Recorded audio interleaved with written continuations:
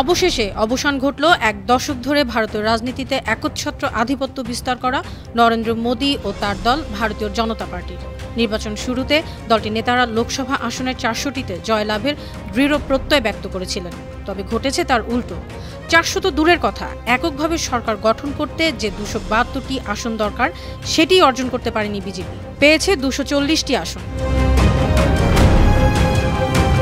British সংবাদ মাধ্যম BBC বলছে 2014 ও 2019 সালে একক সংখ্যাগরিষ্ঠতা পেয়ে সরকার গঠন করেছিল বিজেপি। তবে এবার উত্তরপ্রদেশ, মহারাষ্ট্র, রাজস্থান, হরিয়ানা ও পাঞ্জাবে উল্লেখযোগ্য সংখ্যক আসন হারিয়েছে দলটি, হারিয়েছে সংখ্যাগরিষ্ঠতা। এ কারণে সরকার গঠন করতে নির্ভর করতে হচ্ছে অন্যান্য দলের উপর। মোদির দল সবচেয়ে বেশি বাধার মুখে পড়েছে ভারতের সবচেয়ে বড় রাজ্য উত্তরপ্রদেশে। রাজ্যের 80টি আসনের মধ্যে 33টি পেয়েছে বিজেপি। দেশটির জাতীয় রাজনীতিতে রয়েছে এ রাজ্যের বিশেষ গুরুত্ব। অনেকেরই ধারণা এ রাজ্য যার, দিল্লি তার। সর্বশেষ নির্বাচনে বিজেপি এই রাজ্য থেকে 62টি আসন পেয়েছিল।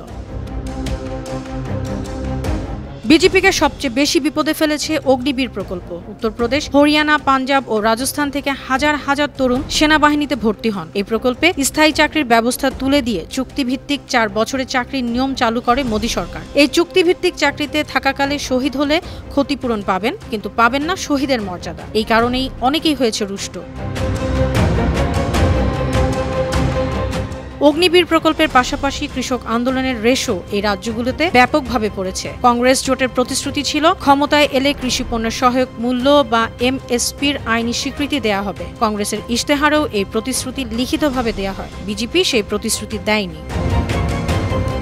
এছাড়া বিজেপির আসন উল্লেখযোগ্যভাবে কমে যাওয়ার সঙ্গে যুক্ত থাকতে পারে বেকারত্ব, দ্রব্যমূল্য বৃদ্ধি, বৈষম্য বেড়ে যাওয়া। এছাড়া মোদির বিভক্তিমূলক প্রচারণা, বিশেষ করে মুসলিমদের নিশানা বানানোর বিষয়টি কোনো কোনো অঞ্চলের ভোটারদের একঘরে করে থাকতে পারে। বিবিসি আরও বলছে, নির্বাচনের এ ফলাফল নরেন্দ্র মোদীর জন্য এক ব্যক্তিগত আঘাত। কেননা গুজরাটের মুখ্যমন্ত্রী ও ভারতের প্রধানমন্ত্রী হিসেবে এর আগে তিনি যেসব নির্বাচন করেছেন সবগুলোতেই পেয়েছেন একক সংখ্যাগরিষ্ঠতা। আর যে দল একসময় নিজেদের সর্বা বলে মনে করত, ক্ষমতায় যেতে সেই বিজেপি এখন তাকিয়ে আছে মিত্রদের দিকে। বিহারের মুখ্যমন্ত্রী নীতিশ কুমার এবং অন্ধ্রপ্রদেশের সাবেক মুখ্যমন্ত্রী চন্দ্রবাবু নাইডুর তেলেগু দেশম পার্টির উপর নির্ভর করছে অনেক কিছু। তাদের সমর্থন পেলে তবেই সরকার করতে পারবে বিজেপি। অন্যদিকে সরকার গঠনের পর কোনো কারণে শরিকেরা নিজেদের অবহেলিত মনে করলে ভেঙে যেতে পারে জোট। News desk, 52 TV.